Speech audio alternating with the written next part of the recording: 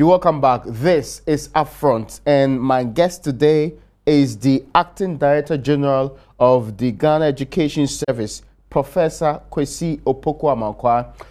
The focus of our conversation is the Free Senior High School flagship program. If you do recall, Nana Addo Dankwa Akufo-Addo first talked about this in 2008. It was repeated in 2012. Finally, he has the very wonderful opportunity to implement it starting September this year. Are we ready? Is all set for it? What's going to be the free component of the free? And how is it going to be delivered?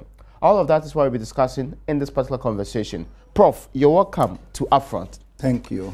And I hope you're doing great. I am. I mean, there's much talk about people who were necessarily within the ranks of GES occupying that position. How are the workers at GES accepting you? Perhaps an outsider.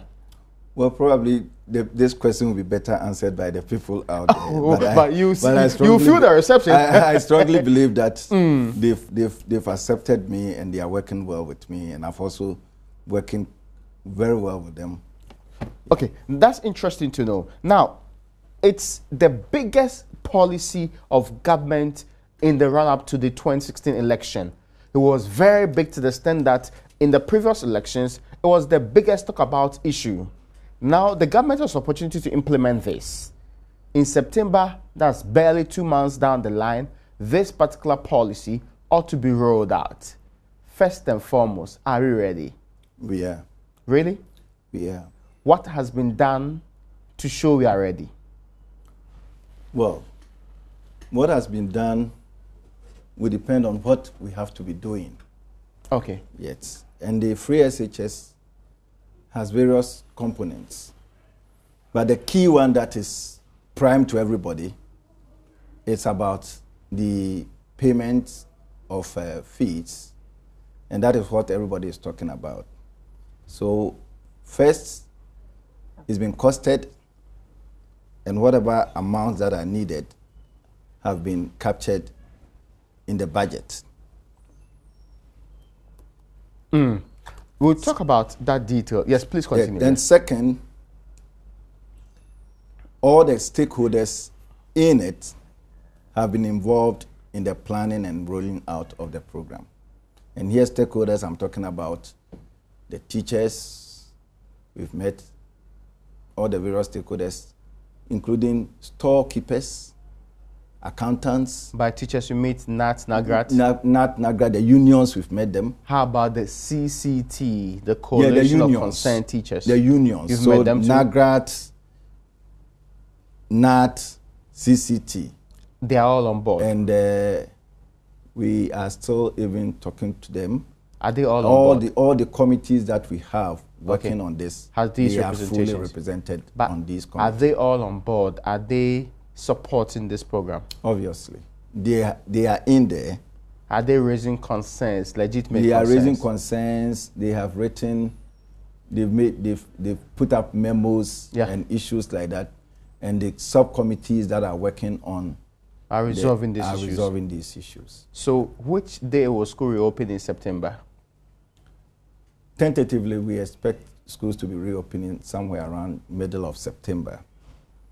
But we will give the announcement for that when we have finished, and then we know the exact date that, so it will be the usual time for reopening. I have a ward who is going to school in September. Yeah. Just left basic education and is moving on to the senior high school level. The person has been admitted to Presbyterian Boys Secondary School. Okay. From now till September, what are they going to do? Now, from now till September, what we're doing now is we're waiting for their results. But prior to waiting for their results, we asked them to register. They've indicated the schools that they chose. And we've sent out messages to them to check and cross-check to make sure that the schools that they indicated, the data that they gave us, the information about themselves that they gave us, everything is correct. Okay. So that we key in that information. Now, once the results come, our CSSPS, the computer placement, is going to work on it and then do the placement as usual. When the placement is done, they usually get a text to indicate to them that you've been put in this school or you've been placed in this school. When you get that, usually you go to the school, and then the list will be pasted there. You make sure that your name is in there, and then the school will indicate to you the date or day that you should come for a prospectus, and then go and bring the things that you need for school. That is the normal procedure. Okay. Now. So you go through to the point where you get your prospectus. When you get a prospectus, in the past, you are now going to, the prospectus will indicate the things that, some money that you should pay to the school. It will also indicate certain things that the school will provide for you. Now, this time round, you are not going to pay any money, because the things that are on your prospectus have been captured and given to the government. It's gone through GS Council approved it, and then the government said, the prospectus that you give to parents, can I have it? You're giving that prospectus to government. Government looked through, probably except for PTA dues, all other things that were on the prospectus that the CHAS, that is heads of secondary school, brought to GS Council and was approved, now goes to the government to pay. So the schools are now going to tell you, for example, if on the bill the government is paying for your school uniform, the schools are now going to arrange with seamstresses and tailors, and so that you get the uniform sewn for you. I see. And then exercise books, textbooks, quantity and numbers of exercise book, textbooks that we need for the schools. We make them ready. You go to the school. These things should be in the school store, and then you pick them. So except for PTA dues, the student virtually walks into the school. That is what it's supposed to be. And that's what's going to be. Yeah, that is what it's going to be. Okay, I want us to be more definite with what they call it, specific entailments or what is free. Okay. Because remember, earlier this year in February, the president did mention, when he spoke at Okwaman, that one, there will be, Okwaman, that there will be no admission fee. Yes. There will be no library fee. Yes. There will be no science resource center fee. Yes. There will be no computer lab fee. Yes. And mention examination, utilities, free textbooks, boarding, and also free meals for day students. That's the meals for boarding, all of the details involved in that. These were, in all fairness, about 10 out of the, categorized fee payment for the 2016-2017 period. I didn't, for example, see the part where there's reference to maintenance fee, which is part of the general fee scheduled in B. Would it be paid? Yes, it will be paid. Now, as I indicated, what the president stated, was it exhaustive? No, at that time, because if you look at the list, for example, he talked about, I don't know whether he spoke about textbooks, but we have textbooks, supplementary readers. Yes, he mentioned free textbooks. Yes, but this one goes, the list that we have goes beyond that. I don't know whether he also mentioned medical exams. He didn't mention medical examination. You know, so those were the key ones that he mentioned. But beyond that, there were other things that the students were paying. But what the government did was to ask CHAS, that is Conference of Assisted Heads of Secondary Schools, to give the prospectus that you give to parents. Okay. And this usually will come to GES. We take it to our GS Council. We get approval. It goes to the ministry, and then it goes on for approval. So the bill, the schools have indicated that we need cumulative records. Yeah. No, they've indicated that we need maintenance fees. We take admission fee. We give school uniforms, 2 sets. We give house dresses, 2 sets. We give PE kits. We give school cloth. We give supplementary readers. We give exercise books, 9 exercise books. We give 4 notebooks. You know, and government says, yes, he is picking all these. Government is picking all these. And then in addition to that, there is also other bills like first aid, sports fees, culture fees, sanitation fees, postage, practical fees, tools for maintenance of machines, furniture maintenance, utilities, examination fees. You know.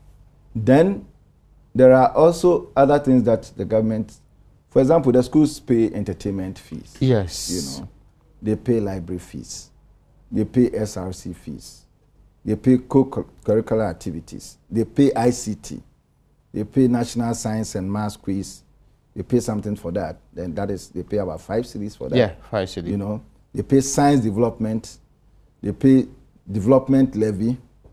And then teacher motivation. This time we're bringing in teacher motivation. It's not on the schedule list for 2016-2017. Is there a fresh schedule list? Yes, it is now. Okay. No, so that we don't want a situation where the schools will want to charge something extra to do some extra classes or things like that. Okay. And then some. So you are also paying for teacher motivation? Yes, some students will be disadvantaged. So what's the rationale behind not paying the PTA levies? It's an association. The PTA is an association. But you picked out the incentive package under the PTA levies and you are paying for it. Which is? Because mostly they have incentive package which PTA pays to be given to teachers. Which is? I mean, it's actually a cost of 10 cedis under the previous approved one. Yes, and now we've made it. It's been made. You have taken that now, one. the idea of a PTA is an association. And we don't want any student to be disadvantaged, any student to be sent out of class. If there's an extra class, our hope is that it goes for everybody. So we don't want somebody to pay and go into some extra class, at least once they are on campus. So but when you come home and you want to do your extra class and pay extra money, okay, that is different. Can a student go to school without the payment of the PTA levies? Yes. The student can go to school without that? Can a student go to school without the payment of house dues? House dues? Yeah. The government is paying that, so... and now it's part of the government's list. I see. Yes. Okay, now let me get a brighter appreciation of this particular issue. You also mentioned the other things that will be taken care of, as in, for other things like overcoat and cadet corps, are they optional? If it's captured in here, then it will be paid for. Now, usually, some of these things are not put on the bill.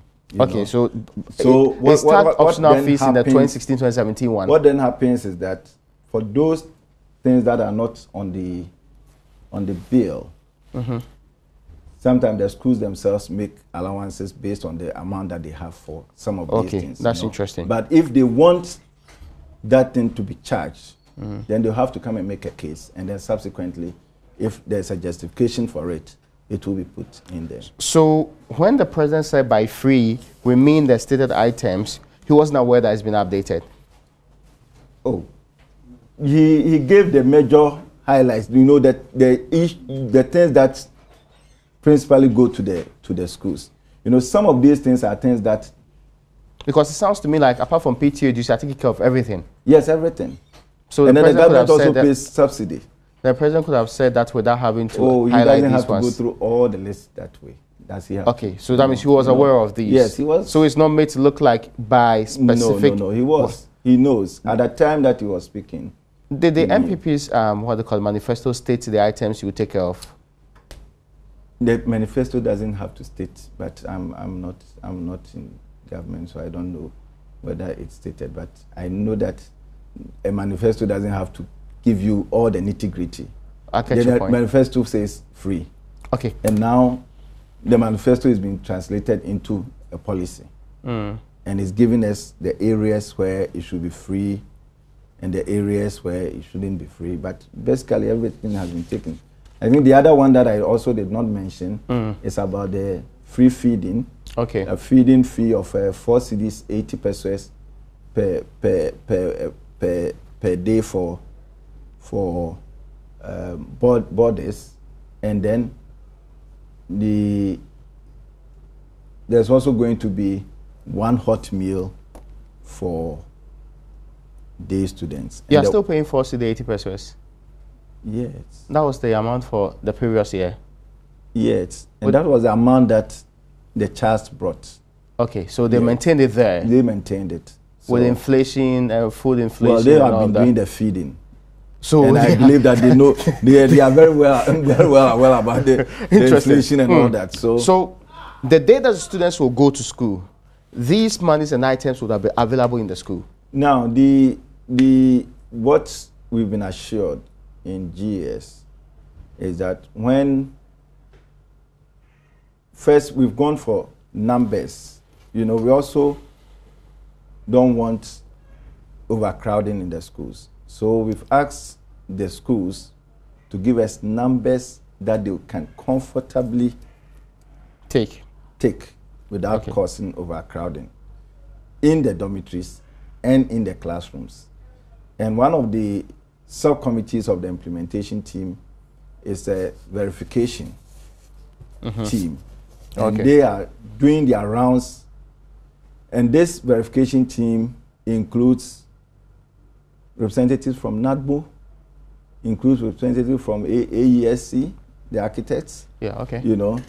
So that when we come to this premise and you say that this area is where I am hoping to put 100 students here, the actors in there, the NADBO people and all that, the fire can tell us that, look, this one, you can't put this number of people in there. So we're doing all those checks to make sure that once you give us the numbers, it corresponds with what you can take. And then once we get those numbers and they are locked in, the ministry has assured that monies will be released as early as possible, some percentage of the figures that you gave us. So if, for example, you said you are taking 500 students, some money will be released to get you to get your things in there before the students come. When they come in at a certain level, you'll be asked between maybe a week or 2 or 3 weeks, you asked to bring the exact numbers, your returns, and then the remaining amount will be added to you. There are over 800 senior high schools in the country, right? Would they be able to take in the numbers that we are looking at? We have more spaces than the numbers that we turn out. The challenge... Do you have more spaces than the number of people who are writing the exams now, who wrote the exams? Yes. The challenge the number of people who wrote the exams or those who pass? Even if all of them pass to go, we'll still have spaces for them. Is it including private and public or only public schools? We had about 467 plus students. Let's run it up to 468,000. Okay. And I'm saying that we have enough spaces for that. The challenge has always been that there are some elite schools or top schools, and virtually everybody wants to go there. Yeah. So as part of the package, the other thing that is going to happen is also to continue with the model school project that was started some time ago. And this time, these will be the existing schools where we extend their facilities so that they can take more, and then people will also be motivated to go into those existing schools so that the pressure on the schools that we call the elite schools will be reduced. Okay, that's interesting to note. So if I get you right, the 468,000, of course, some of them will not pass. Yes. But... assuming they all pass. They all pass. Yes. What's the pass mark? Pass mark? Yes, for you to go to senior high school. There is no specific pass mark. The thing is that we go through a placement criteria, you know, and the placement criteria cuts off based on the schools. If, for example, you go into Achimota, and then let's say you get 24, you've passed. But the number of people who chose Achimota, maybe by the time we place all of them, your 24 will make it difficult for us to place you. So you're taking to your second choice? So you are taking to your second choice. Then you are taking to your third choice. But this time round, what we're saying is that the government says, you know, there used to be some 30% for catchment area. Yeah. You know, but we realize that there is a challenge with that, because for most of our schools, top schools, they are clustered around between, the minister would say, between Accra and Takoradi. You know, so for areas where you don't have some of these schools, if you say there can be catchment considerations for people who are supposed to be so this time accessing around, these institutions. The new format is that 70% of all placements will be done on merit for both public and private schools. Okay. Then the remaining 30%, 20% of it will go directly to public school children who do well by their estimation in their areas. So you get your 24 in my village, Achimavisa, and you are the best student there. But your 24 cannot take you to Wesley Girls. Okay. You know? But this time around, we're going to put that 24, who is the best at Achimavisa, in Wesley Girls. And we're going to tax the teachers to add value to that student. There's another important part. Are we expecting more students in schools or lesser than previously? So compared to the 2016? All things being equal, we're expecting more students. Today, the minister gave some statistics, and it shows that the attrition rate, those who pass, those who are placed and do not turn up for schools in the southern sector, it's about 25%. Between 25–30%. Okay, I'm getting your point. Now, those in the northern schools where some form of free education goes on, the rate is about 11%. Okay. You know, so we're expecting that this time round, more people who pass will go to school because it is free. Because they have. Now, let me understand this. You kept referencing pass. Is there a pass mark? Specifically, we've not set up any pass mark. Well, folks, we take a break here and back to continue this conversation.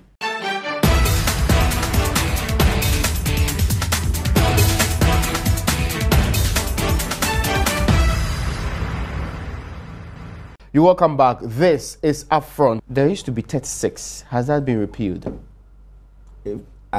No, we've not touched on pass marks yet. So sorry. But the point is that if I get there's, for example, I know that the grading system. Yes. There's let's say 9. Yes. If I get all 9s, would I get a school? No, 9 is not a pass mark. You know. Okay. The grading system has excellent, very good, good, and it comes up to credit. Yeah. You know, but the point is also that under no examination will pass everybody. And we don't also expect that everybody will pass, because we won't all prepare the same. I get your point. That's why I'm asking the question. Yes. What grade can qualify somebody to go to a senior high school? And what I'm saying now is that 9 cannot take you in there. I'm sorry, have you determined the grade that qualifies anybody to go to a senior high school? The grade that they use is, I think, up to 6, which is the credit. So when you get your credit, and you get all credit for your 6 subjects, it comes up to 36. Yeah, 36. Yes. you know. So and that means anybody who gets beyond 36 will not go to a senior high school? No. What happens to the people? What happens to them? Yeah. You have to rewrite. Okay. Yes, you have to rewrite. Interesting. Yes. Now, let me understand this particular issue more importantly. If you do recall, the NPP manifesto says something that we are going to extend basic education to senior high school education. Yes. What happened to that plan? Yes. The plan for this year is that we're still going on with the BEC. What will happen subsequently will be to look at the entire assessment project and then bring it up to the senior secondary school as we're indicating. So it will not be implemented this year? Obviously, it will go up to, because since we still have the BEC, which is a sieving process, you don't expect that everybody who writes gets that. There's remedial, people going to the remedial to do that. Now, when the program is implemented fully, we expect that remedial would take place within the system. Okay. So, yes, you'll be in there, but since you have 999, then some remedial, if it means that when people are going out to play, you have to stay in class to work, okay, then you will do that. If it means that you have to come to school at certain times, maybe earlier than all others, or some remedial program will have to be worked out for that. Forgive me. But once that has not been done, and we're still doing the BEC, you still have to go through that. And for now, you have to do your remedial and do the rewrite the papers that you do not pass on your own. Who will pay for it? Who will pay for your remedial? Yes. You will pay for it yourself. Who do you want to pay for it? I mean, I remember there was this year when government said it absorbed the BEC fees. Yes. So I'm just asking if the student had to reset it. And we know that some poor students, the payment, by no doing of their own. Payments for these things are usually done for students when they are, when you are in school. Okay. Yes. But so when you are doing the thing privately. Okay. But the idea that the person drop out or stay in the school. So if, let's say, I was at St. Andrews Junior High School. Yes. Would I have to leave St. Andrews Junior High School after BEC or repeat a class, pass before I move forward? I don't understand your question, but let me take it this way. Okay. Now you are at St. Let me Andrews. explain to you, yes. You are at St. Andrews. Yes, I wrote the BEC. Yes. I failed, in fairness. Yes. And I'm supposed to resit. Yes. Would I have to repeat the class or look for a different place to do tutorials before I can write again? What happens with the SSE? SSE, you stay out. You come out. So that is exactly what happens with the BEC. I see. You stay out and write. Are there tutorial schools for BEC? There are. Haven't you seen I've them not around? seen any at there all. are. People are cashing on that. Of BEC tutorials. Yes, I see. There are. And that's going to be on your own cost, right? Yes. Okay, that's interesting to know. So when are we going to get this manifesto promise implemented? Which one? The one to do with the rollover. No, for this year, the period now is too short to get everybody going. Okay, give me some You second. get the point. But as I indicated, that's the problem. The problem is that the period is too short. It's too short now.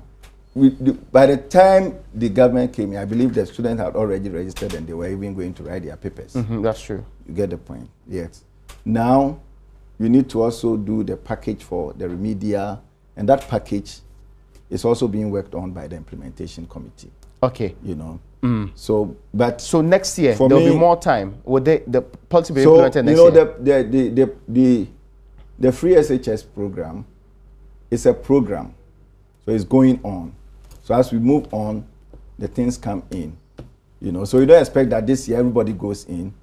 You're not prepared for them, and then they go in. That will be even worse than getting them to do the remedial.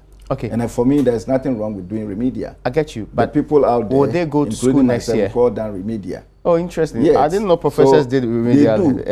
If you go and check their backgrounds, you know that there are a lot of professors out there who wrote the O level, A level, sometimes 3, 4, 5 times. Interesting. And they were calling it First World War, Second World War, Third World War, and people were going.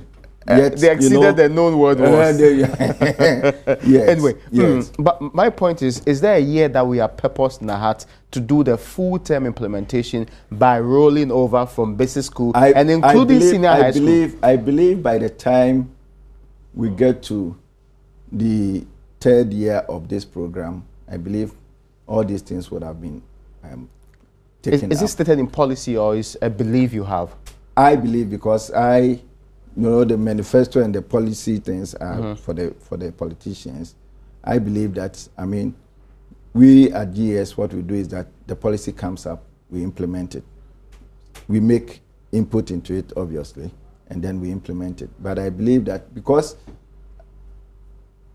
I'm in tune with that, I just can't imagine my daughter Pearl, age 14, and then I say that you can't go to school anymore. Had to resit or drop out. Drop out. And then that is where you terminate. You should be in the system to about age 18. After 18, for nothing at all. After 18, and even if you want to go to apprenticeship, by that time, you are strong enough. At 14, you go to the magazine. Can you lift those things that they want you to be lifting?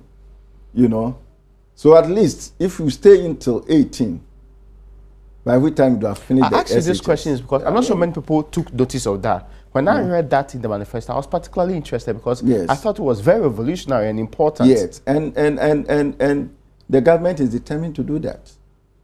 Even though it's not going to be done this year. And we're going to support them to do that.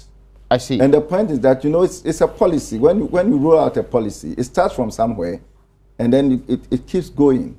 At what point did we realize that we couldn't do that? No, but did they say, was it announced? We were told that because when September. Yes, when the president did the announcement, he said those who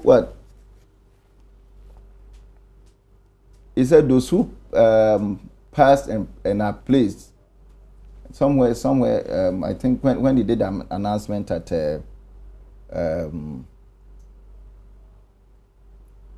he did an announcement at Okwapman. He was clear about those who pass and are placed. So that means from the beginning you knew you were not going to implement this section. Which section? As in the no, but you want the entire thing to be implemented within a year? Is that how policies are implemented? I just wanted to know why it's being staggered and why such an important component, which is perhaps to me more important than the free component, is not being dealt with that way too. Well, I don't know, but I don't think there is any policy that you start and then within a year or within the period that you start off when everything is complete. No. Otherwise, the policy you won't have anything to implement. I get your point, yes. But was it made clear that you're going to hold on to that part until a certain time before you get that on board? Made clear by who to who? As in made clear by the people who promised in the manifesto. Yes. If you're aware, this particular issue of extension precedes the free SHS part. In fact, there were even discussions. There were even discussions that the whole thing should start in a year or after 2 years. You get the point? I get your point. Yes. But is that better off? It's not better off because now there's no indication that we're going to be better off next year than this year. There's no indication. And today the minister indicated it, and I support that. Okay, well, I thought it was only for economic considerations. Economic consideration, all other things. Somebody came to ask a question about schools where there are computers and the computers are on the floor and things like that. Yeah, facilities are important. I mean, yes. So what would be the use when should we stop that? Because of that, should we stop that? And the minister keeps referring to the Northern Scholarship. We've had situations where it's delayed. Have we said that because of the delays, we shouldn't do that? There should be a rationale behind any policy introduction. Yes. This free SHS introduction, what's the rationale behind it? The rationale is that, one, there's it's important to have equity in education. Okay. 2, it's important to have access. Okay. Everybody who qualifies should have the access to go to school. 3, education is the bedrock of any development that you want to do. Okay. You know, and then as I indicated earlier on, we seem to be terminating the future of our children early, more than early enough for the liking of the society. Is that a less important rationale? Which the rationales that I gave are not. They are not graded. They are not graded. They are not in the Okay. I get your point. Yeah. So, whose determination was it that the Ghanaian student needed more financial help rather than an extension of the period of study? Extension of the period of study. As in, if it terminates at SHS, it's an extension of the period of study for some people. So I'm asking, whose determination was it that we go first and foremost with the financial part, having to pay for them rather than the extension? No, but even if you extend those that you are bringing, aren't you going to pay for them? You would, yes. In fairness. So I'm asking, so who determined that this one be staggered until a later date? I just want to know. Well, I've indicated to you that there's an implementation team and we're looking at all these things. And you told me that there are stakeholders in there. The only consideration was the timing involved. The only consideration? Yes, you said that because it was too late. No, I'm telling you that, for a policy, you don't expect that within a day or two, everything is rolled out. Yes, that's not in doubt. Yes. But you told me that because of the timing, yes, it was too short to do so within the few minutes. I find it difficult to appreciate your. For me, so the number of people who are going, yeah, they are in the majority. I am not saying that the minority should not be considered. Yes. Yes, the number of people who are going, they are in the majority. Are we more interested in harping on the minority than the majority? Not in doubt. Yes. I'm only saying I'm seeking to find out yes. information. So on I think the question. Let the program roll out for a while, and then if this is not addressed, then we can always come back and say that a component of the free SHS is to do A, B, and C. We don't see you doing that. But we know we won't start this year. That's not in doubt, all right? It won't start this year. That everybody who writes the paper I get your point. Now, when a student goes to school, there are expectations that the person would actually get some quality of education. Yeah. How does this free SHS program guarantee that quality? Has the Northern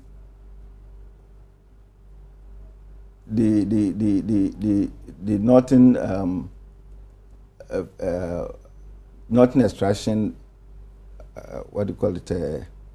You mean the kind of the payment in the north? Has it affected the quality? Do we have any evidence? As far as we are in GS, we don't have any evidence to show that the schools in the north are not doing better. Oh no, that's not my claim. Well. I'm saying that how does the free SHS, because there should be an end game. For me, it will not have any impact on quality. The teacher will always be paid by the government. I get your point, but I just want to know how. So I don't see how the teacher will go to the class and say, because it's free SHS, I won't teach. Sorry, I'm asking the question again. You get the point. How would the free SHS in any way impact quality of education? Impact quality? Yes. Positively. We hope that it will impact quality positively. But we also hope that there are other things that we're supposed to do, and when those things are done, we expect that the whole package will give quality education. Other things implicit in the free SHS plan or outside of it? Implicit in the plan. There are things. I told you, it's a package. So forgive me, which ones are you talking about specifically? There is a package, and the package includes, for example, giving more and extra teaching to the teachers, extra training to the teachers, realigning their promotion and things like that. It's a whole package, So this when do you SHS, expect these to be rolled out to? They are all. We are working on all of them. For the whole of this week, I've been in meetings where we are looking at the curriculum and the things related. Will to these that. be rolled out by September? Why do you want them to be rolled out by September? Okay, so it's not part of the package let's that say, will for start example, right now. if for example you are reviewing a curriculum, should we say that because we are starting free SHS by September, the curriculum should be ready to do that? But is the review of the curriculum not part of the package? Is it? The package is not a day's package. I get your point. Yes. But I just so there are timelines. Okay, so for example, when will the review of the curriculum be implemented if there is a need to do an implementation? The review of the curriculum will go through a number of processes, including doing stakeholder meetings and all that. You said when timelines. Specifically, yes. When is your timeline indicating it will be implemented? We are reviewing. We are still going through the processes. The thing is not for GES. It's not for minister. It is for Ghana. I agree. And we will go through all the processes and make sure that when it is ready, it will. You know, it is not for. Yeah, I get your point. I just want to know so when, because you stated timelines. Yes. I wanted to know what because these timelines you wanted it September. No, but not I'm telling you that it's not September. Bro, I'm not asking you to do it in September. So I'm insisting that because you mentioned timelines, yes. You give me an idea of what time you are going to do these things, yes. So that I'm abreast of what to do. When it is time to roll it out, you will know. There are no timelines. There are no timelines. Yes. Why are you saying? I'm sure you would have been very willing to give it out if there were any. No.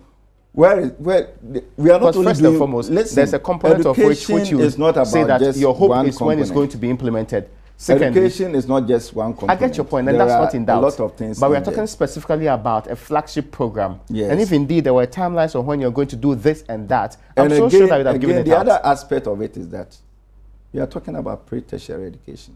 Very much so. We've said what this free SHS is only talking about the SHS. KG, primary, junior. There are also programs which will help to improve on the quality of education. Prof, I'll come to all of that if I have time on my hands. Yes. But because I'm sharp focusing on the free SHS, I wanted to exhaust the issues in there.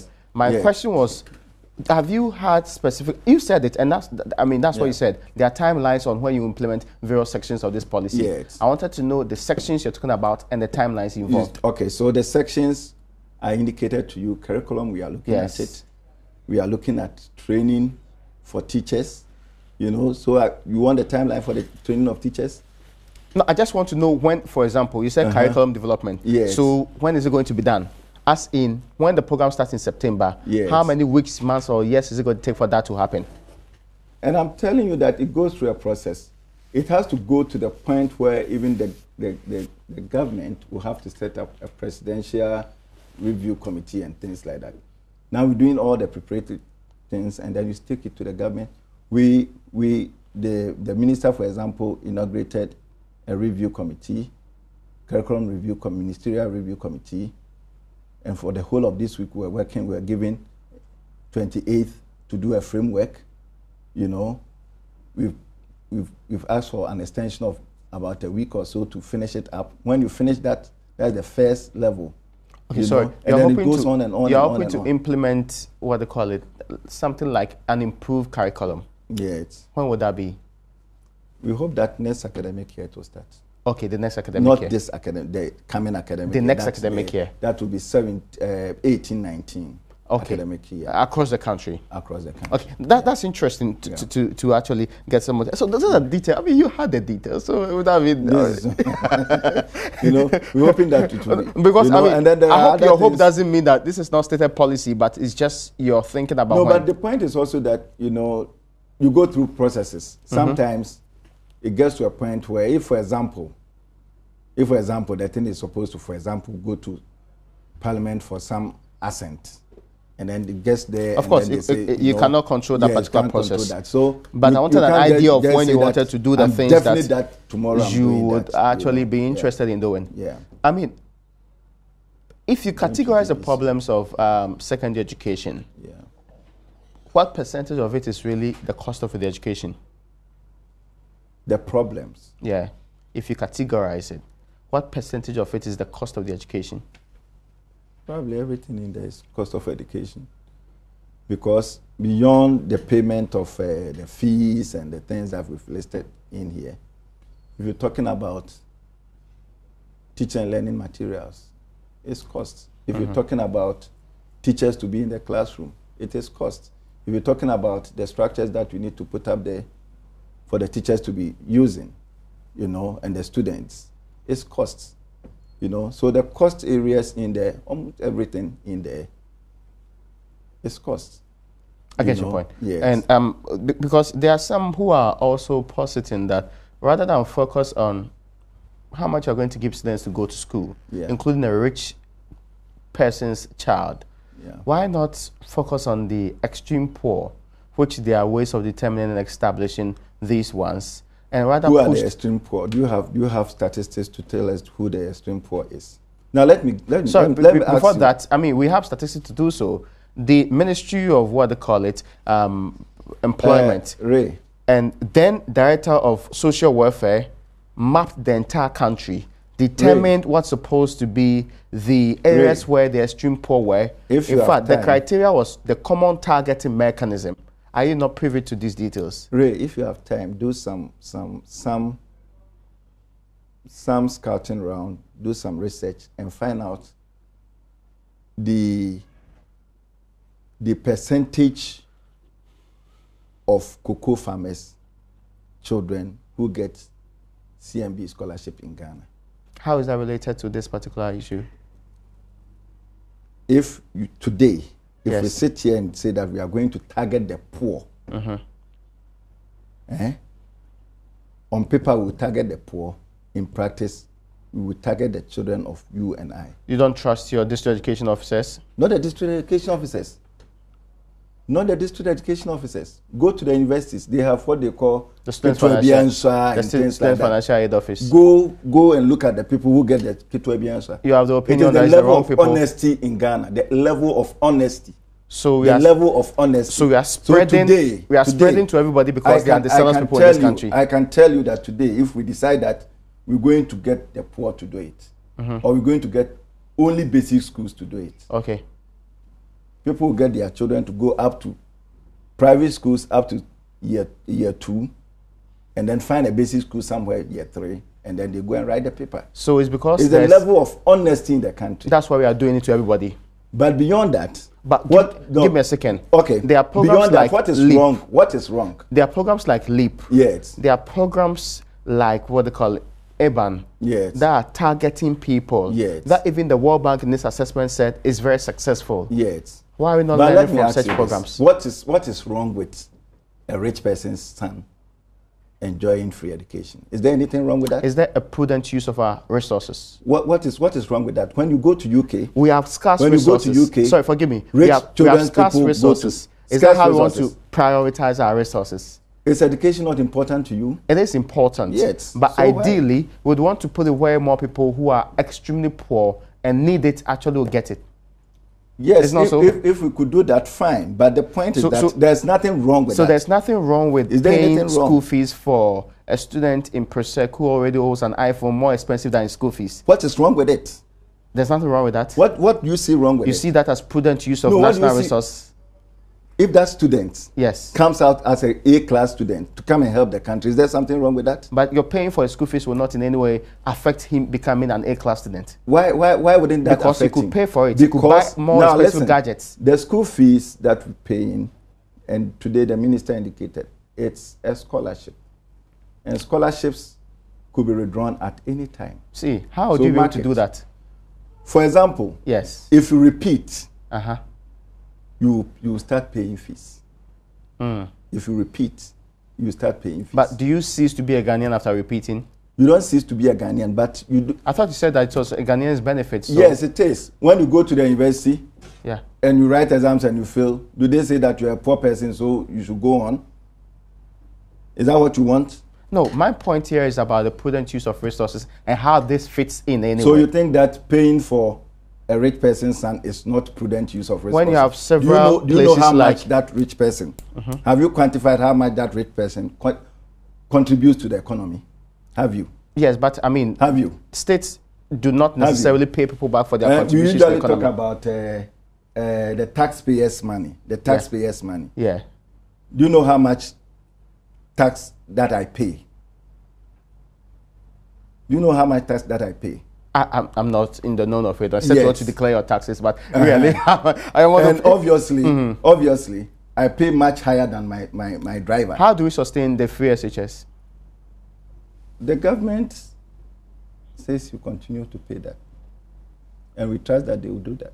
Are you aware that revenue for the first quarter of this year fell short beyond the projected? You are aware? Well, that is not something that I want to. I just want to know if you are aware. I'm not aware. You're not aware. That is not something that I want to worry myself with. Okay, so you are there just to implement the policy. So it comes, I implement, and I also make sure that the schools, the teachers, the head teachers, the headmasters are doing the things that they are supposed to do. Would you ever have a time where we have to actually delay in the payment of what they call it, bursaries and other things needed by these students? I can't tell till it starts, and then we start seeing whether there's that time. When are you going to forward the amount of money needed for September's enrollment to when are we going to forward the amount of money needed for September's enrollment? I indicated to you that when the schools, we ask them to give us some, to give us statistics on what they can take. We are compiling those statistics. And the minister has promised that before the school reopens, a percentage will be sent to them. What percentage are we looking at?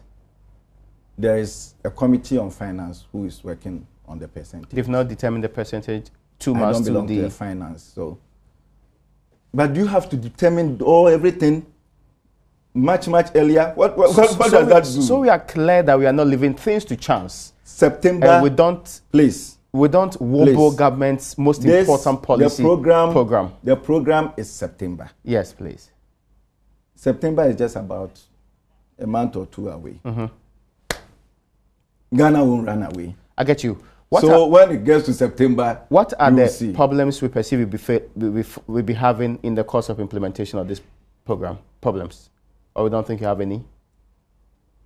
Well, for now, I think the only problem that we have now is people's misunderstanding of the whole thing. Okay. And so we're doing education to get people to understand the basic things, you know. Are you building canteens for the various schools? Yes, for the day schools. Yeah. There's also a committee that is working on that. They are building canteens. And how many of them are being built? If you're a day school, you will get a canteen. If you're a day school and they'll all be ready by what they call it, September. So they are thinking about various ways of doing that. Oh, they are not doing it or they've built it. Have you heard that something has been built? I'm told that they are in the throes of building. If I spoke to tents, I mean, can people eat under tents? Oh, they are building tents now. Can people eat under tents? I'm asking, are they building tents now? When you go out for your break, don't you go and sit under tents and pay 50 cedis to eat? So they are and come back to work. So they are eating under tents now. Is that what you're saying? No. They are eating under tents now. They are going to build tents for them. No, I'm asking you whether can't people. Sorry, I just want to know because I'm not the one building it. You are the one in charge of it. Well, I want to know what they are building. Tents for them. And I'm saying that they are working out all these things. It's September. Okay. The September is not there. By September, they would have built the structures. There will be a place for eating. Not under trees. Prof, it's important to me because I'm asking that. Okay, this last question, and my last question, forgive me, is on the, what they call it. How many of the Mahama 200 senior high schools have been completed? The 200 schools? Yes, how many? I think the figure is around 40, 43. They'll all be occupied and be used for the September enrollment? Not all of them. You know, some of them are said that the places where they are a bit remote. You know, so you need to do a lot of things. For some of them, probably you need to provide some transport facility Others may have to be converted into maybe boarding schools and things like that. So for those that are also closer, and again, you know, for new schools, usually people want to go to. That is why I say some schools are always oversubscribed. Okay. You know. Yeah. That is why the package also includes extending the facilities in some of these new school, existing schools, because everybody wants to go to these existing schools. But you don't know the exact number of the 200 which has been completed. I indicated, I said 43. 43? Yes. Okay, Prof, I'm told I'm running out of time. Yeah, this conversation we should continue. We will. And before September, we will do assessment prior to the program implementation. Yeah. But for now, I appreciate your coming so much. Well, folks, my guest on Upfront today has been Professor Kwesi Opoku-Amankwah, the Acting Director General of the Ghana Education Service. Very upbeat about September's rollout of the free SHS flagship program under the Akufo-Addo administration. My name is Raymond Dakwa, and that's how we tie the nice ribbons on today's edition of Upfront.